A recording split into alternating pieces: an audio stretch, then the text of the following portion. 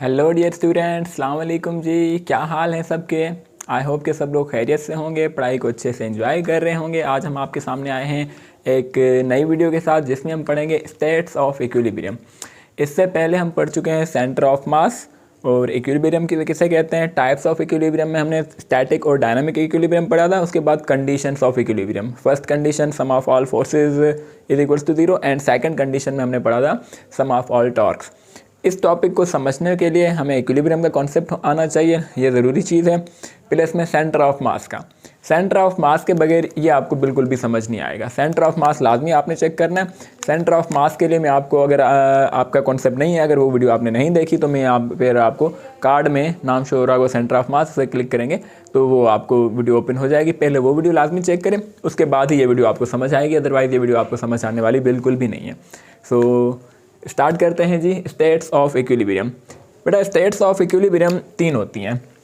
जिस तरह हमने पढ़ा था कंडीशंस 2 होती हैं, टाइप्स भी 2, स्टेट्स 3 होती हैं। नंबर 1 का नाम है जी स्टेबल इक्विलिब्रियम, स्टेबल इक्विलिब्रियम। और नंबर 2 होती है अनस्टेबल एंड नंबर 3 होती है जी न्यूट्रल इक्विलिब्रियम। तो सबसे पहले हम स्टेबल को डिस्कस करते हैं। स्टेबल इक्विलिब्रियम में क्या होता है इसको समझने के लिए हम एक डायग्राम बनाते हैं। डायग्राम की सपोर्ट लेंगे हम। डायग्राम में क्या ले रहे हैं हम, ये हमारा ग्राउंड है। ग्राउंड पे हम क्या कर रहे हैं, एक बॉडी को प्लेस कर रहे हैं, एक बॉक्स को प्लेस कर देते हैं। ये हमारी बुक ने भी डिस्कस किया है एग्जाम्पल। ये हमारे पास कोई भी बॉक्स है, हमने इसको प्लेस कर दिया यहाँ पर, ठीक हो गया। अगर हमने इस ऑब्जेक्ट को यहाँ पर प्लेस कर दिया और ये रेगुलर शेप्ड ऑब्जेक्ट है तो आपने बताना है कि इसका सेंटर ऑफ मास कहाँ पर होगा। रेगुलर शेप्ड ऑब्जेक्ट है तो इसका सेंटर ऑफ मास इसके बिल्कुल सेंटर में होगा। ये होगा इसका सेंटर ऑफ मास, जिसे हमने सी से डिनोट कर दिया, ठीक है जी। अब हम क्या करते हैं बेटा, अब हम ये करते हैं कि स्टेबल इक्विलिब्रियम के लिए हम क्या करते हैं, इसको थोड़ा सा टिल्ट करते हैं। टिल्ट मीन्स थोड़ा सा डिस्प्लेस करते हैं, थोड़ा सा, ज़्यादा नहीं करना, थोड़ा सा करना है टिल्ट। हमारी बुक ने वर्ड यूज़ किया टिल्ट या फिर डिस्प्लेस। यहाँ पर हमने थोड़ी सी फोर्स अप्लाई की इस डायरेक्शन में, इस डायरेक्शन में थोड़ी सी इसको फोर्स अप्लाई की तो ये थोड़ा तिरछा हो जाएगा, थोड़ा रोटेट हो जाएगा। वो डायग्राम हम बनाने की कोशिश करते हैं कि थोड़ा सा टिल्ट होने के बाद ये हमारा ऑब्जेक्ट कुछ इस तरह से बन जाएगा। ये हम ट्राई करते हैं। आई नो कि इतना अच्छा मैं नहीं बना पाऊँगा, लेकिन in spite of that let me try. हमारे पास ये बॉक्स कुछ इतना छोटा तो नहीं हो जाएगा, थोड़ा बड़ा ही बना लेते हैं।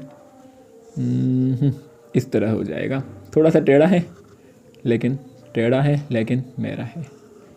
ओके जी, तो इस तरह का हमारा बॉक्स बन जाएगा, ठीक हो गया। इतना अच्छा नहीं बना लेकिन एज्यूम कर सकते हैं यही बॉक्स, इसको हमने फोर्स सप्लाई की, थोड़ा सा टिल्ट किया तो ये बॉक्स कुछ यहाँ पे आ गया, ठीक है। अब आपने बताना है कि इसको जैसे ही हम छोड़ेंगे, थोड़ा सा टिल्ट करके छोड़ेंगे, हम अपनी फोर्स रिलीज़ करेंगे तो ये दोबारा से वापस आ जाएगा, ठीक है। दोबारा से ये वापस आ जाएगा अपनी ओरिजिनल पोजीशन में, ठीक है। थोड़ा सा टिल्ट किया, अपनी पोजीशन पे वापस आ रहा है, it means such type of equilibrium is called stable equilibrium. ऐसे इक्विलिब्रियम यहाँ पर बॉडी इक्विलिब्रियम में है, थोड़ा सा हमने टिल्ट किया, थोड़ा सा डिस्प्लेस किया तो ये बॉडी अपनी ओरिजिनल पोजीशन में वापस आ जाए, अपनी ओरिजिनल पोजीशन को रीगेन कर ले। Such type of equilibrium is called stable equilibrium. Body stable है यानी कि गिर नहीं सकती, ठीक हो गया। इसमें हो क्या रहा है बेटा, इसका मुझे आपने ये बताना है कि सेंटर ऑफ ग्रेविटी या सेंटर ऑफ मास कहाँ पर होगा इस केस में। यहाँ पर तुमने हम समझ गए थे, इस केस में सेंटर ऑफ मास कहाँ पर होगा। ऑप्शन देते हैं, option number A, option number B, centre में ही रहेगा, ऑप्शन बी या फिर ऑप्शन सी।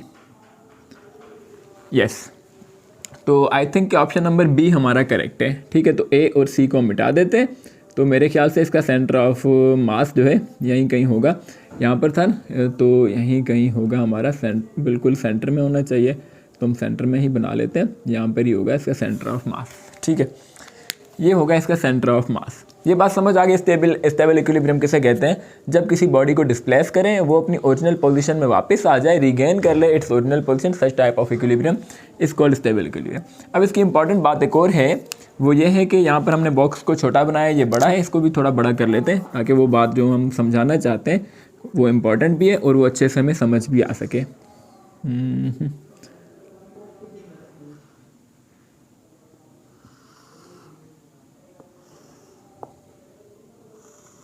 तकरीबन इतना तो बॉक्स है हमारा, तकरीबन इतना बॉक्स है। चलें अब ठीक है। तो जब बॉडी यहाँ पर थी, यूँ थी, तो इसका सेंटर ऑफ मास हमने यहीं कहीं बनाया था। अब ठीक है, अब साइज़ तकरीबन सेम है, ये शायद थोड़ा बड़ा बन गया। खैर अब ये है। अब इसमें बेटा हो क्या रहा है, मोस्ट इंपॉर्टेंट बात जो मैं आपको बताना चाहता हूँ वो ये है कि स्टेबल इक्विलिब्रियम में बॉडी जब भी होती है ना, इसका सेंटर ऑफ मास जब हम इसको डिस्प्लेस करते हैं, ओरिजिनल पोजीशन, डिस्प्लेस्ड पोजीशन, जब डिस्प्लेस किया इसका सेंटर ऑफ मास थोड़ा सा ऊपर चला जाता है, थोड़ा सा ऊपर जा रहा है, नीचे नहीं आ रहा। ये देख लें, अगर मैं लाइन बनाना चाहूँ, यहाँ पर था ना इसका सेंटर ऑफ मास, अब थोड़ा सा ऊपर चला गया। ठीक है, अगर सेंटर ऑफ मास थोड़ा सा ऊपर चला जाता है, इट मीन्स ये वापस बॉडी आ जाएगी।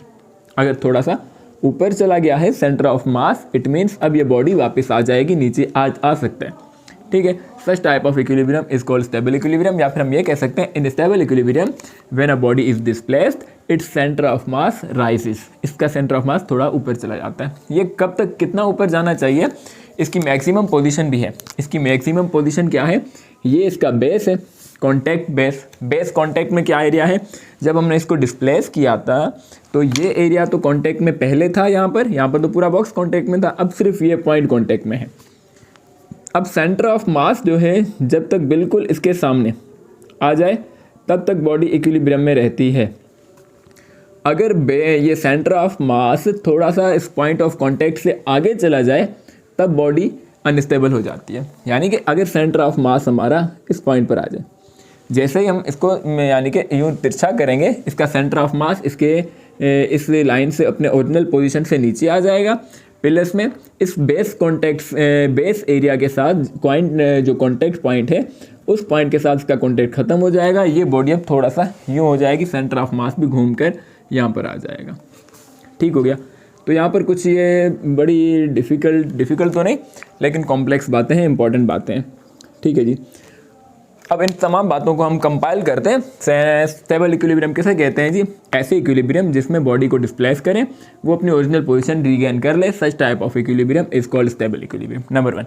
नंबर सेकंड ये है कि when a body is displaced its centre of mass rises, such type of equilibrium is called stable equilibrium. या फिर in stable equilibrium centre of mass of a body rises from its original position या from its previous position. Number third बात यह है कि body regains its original position until, body अपनी original position में वापस आ जाती है अनटिल, जब तक उसका सेंटर ऑफ मास बिल्कुल सामने हो, किसके, उसके कॉन्टैक्ट पॉइंट के। कॉन्टैक्ट पॉइंट के अगर सामने तक है तो बॉडी वापस आ सकती है, तब तक बॉडी स्टेबल इक्विलिब्रियम है। जैसे ही कॉन्टैक्ट पॉइंट से थोड़ा आगे चला गया सेंटर ऑफ मास, तो बॉडी वापस नहीं आ सकती। ठीक हो गया, ये पॉइंट्स आप लिख सकते हैं। स्टेबल इक्विलिब्रियम किसे कहते हैं जी, point number 1, when a body या फिर ये लिखते हैं when a body regains its original position, regains its original या फिर previous original position after slightly displaced,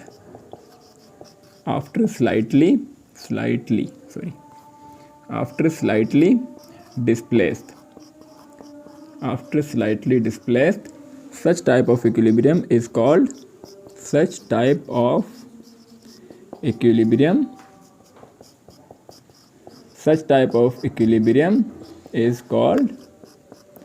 stable equilibrium.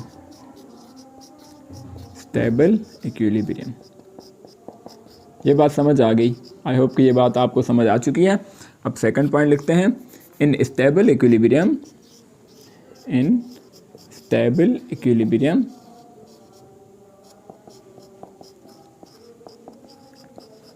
Centre of mass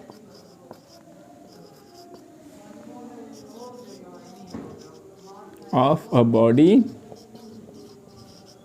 rises means ऊपर चले जाना, rises when it is displaced, जब वो डिस्प्लेस होती है। ठीक है जी, तो ये हमारा हो गया स्टेबल इक्विलिब्रियम। अब हम लिखते हैं अनस्टेबल इक्विलिब्रियम क्या होता है।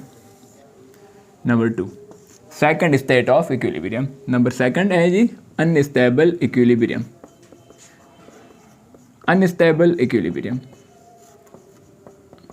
अनस्टेबल इक्विलिब्रियम क्या होती है जी? जब बॉडी वापस ना आए, थोड़ा सा भी डिस्प्लेस करें और बॉडी वापस ना आए। इसकी बुक में हमारी में एग्जांपल डिस्कस की है, वो ज़्यादा अच्छी है, उसी एग्जांपल को हम डिस्कस करते हैं। उन्होंने बनाई है कोन। ये हमारे पास कोन है इस तरह की, इस तरह के अपने कोन पे ही वो प्लेस दे। ये हमारी हो गई कोन शेप्ड है। इस तरह से हमने कोन को प्लेस किया है, बड़ी मुश्किल से प्लेस होगी लेकिन हमने कर लिया किसी तरह से। अब इसका सेंटर ऑफ मास कहाँ पर होगा? बहुत ऊपर होगा। आई थिंक इस पॉइंट पर होगा कहीं, या थोड़ा सा नीचे बना लेते हैं। बिल्कुल सेंटर में तो नहीं। सेंटर ऑफ मास का टॉपिक अगर आपने पढ़ रखा है तो आपको पता होगा, जिस तरफ मास ज़्यादा उसी तरफ सेंटर ऑफ मास होने के ज़्यादा चांसेस होते हैं, इसीलिए हमने थोड़ा ऊपर करके बनाया, सेंटर में नहीं बनाया। ठीक है जी, तो सेंटर ऑफ मास ये रहा। अब इसको अगर हम थोड़ा सा भी डिस्प्लेस करें, थोड़ा सा भी इसको अगर हम इस डायरेक्शन में फोर्स अप्लाई करें और थोड़ा सा भी डिस्प्लेस करें, आपको क्या लगता है ये बॉडी फिर वापस आ जाएगी? नो, ये तो सिर्फ इसको फूंक देंगे फिर भी बॉडी गिर जाएगी, ऐसा ही है। मतलब इसको थोड़ा सा भी अगर हम डिस्प्लेस करते हैं, ये बॉडी अपनी ओरिजिनल पोजीशन को रीगेन नहीं कर सकती। सच type of equilibrium is called unstable equilibrium. ठीक है, जिसमें बॉडी अपनी ओरिजिनल या अपनी प्रीवियस पोजीशन को रीगेन ना करे। इसमें क्या होता है, इसको जैसे ही मैंने थोड़ी सी फोर्स अप्लाई की तो ये बॉडी हमारी क्या हो जाएगी? डिस्प्लेस हो जाएगी, कुछ इस तरह से हो जाएगी। ये थोड़ी बड़ी बन गई।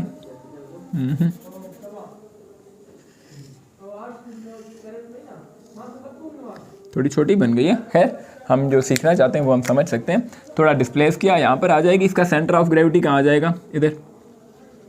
सॉरी, ये तो कोने में बन रहा है, यहाँ पर आ जाएगा। ये इसका centre of gravity.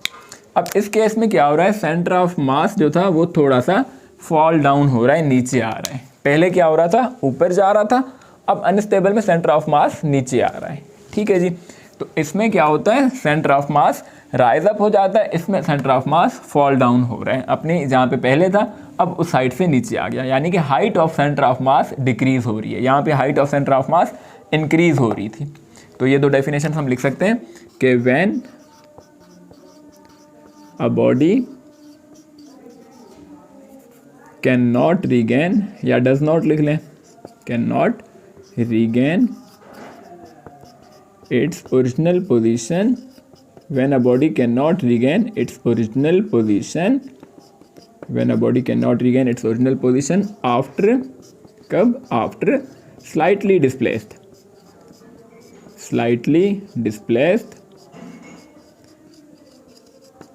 then equilibrium, या फिर such type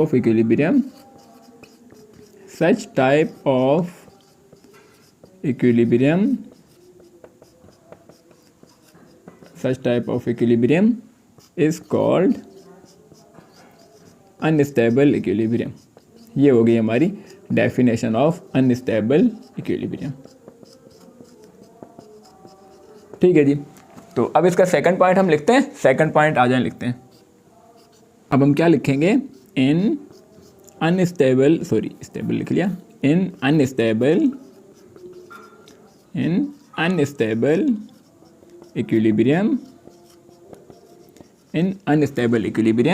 centre of mass क्या होता है, फॉल डाउन हो जाता है। Centre of mass falls means नीचे आ जाता है। या फिर ये भी लिख सकते हैं, सेंटर ऑफ मास की हाइट डिक्रीज हो जाती है। In unstable equilibrium height of centre of mass decreases, in stable equilibrium height of centre of mass increases. ये दो बातें समझ आ गई। अब हमारे पास है तीसरा एग्जांपल। सो आ जाए तीसरी स्टेट पर आ जाते हैं। तो ये अगर आपने लिख लिया तो ठीक है, या स्क्रीनशॉट ले ले। ओके जी, हो गया स्क्रीनशॉट। अब आते हैं थर्ड स्टेट पर। थर्ड स्टेट का नाम होता है न्यूट्रल इक्विलिब्रियम। न्यूट्रल में क्या होता है, बॉडी को आप कुछ भी कर लें, बॉडी इक्विलिब्रियम में ही रहेगी। बॉडी का सेंटर ऑफ मास वहीं पर रहेगा जहाँ पर पहले था। बॉडी का सेंटर ऑफ मास की हाइट वहीं पर रहेगी जहाँ पहले थी। तो थर्ड है जी हमारे पास neutral equilibrium.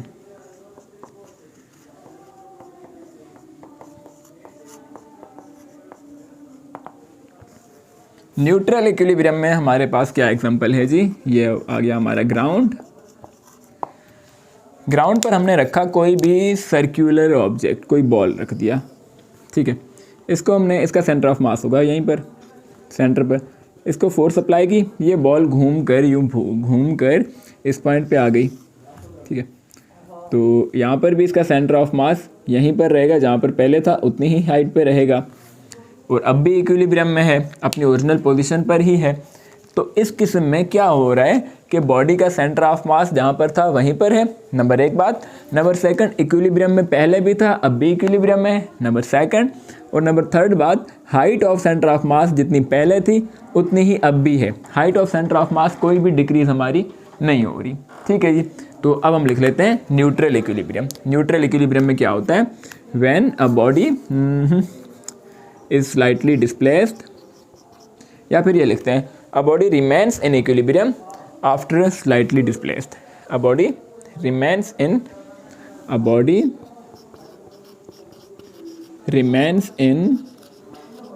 body remains in equilibrium. A body remains in equilibrium when it is displaced. When it is displaced. अब क्या लिखेंगे, such type of equilibrium, such type of equilibrium को मैं सिर्फ EQ लिख रहा हूँ। Such type of equilibrium is called neutral equilibrium। ये आ गया जी neutral equilibrium, ठीक हो गया। तो ये होगी इसकी डेफिनेशन। तो हम ये भी लिख लेते हैं, वहाँ पे क्या लिखा था, in unstable equilibrium centre of mass fall down, पहले लिखा था centre of mass rise up. In neutral equilibrium,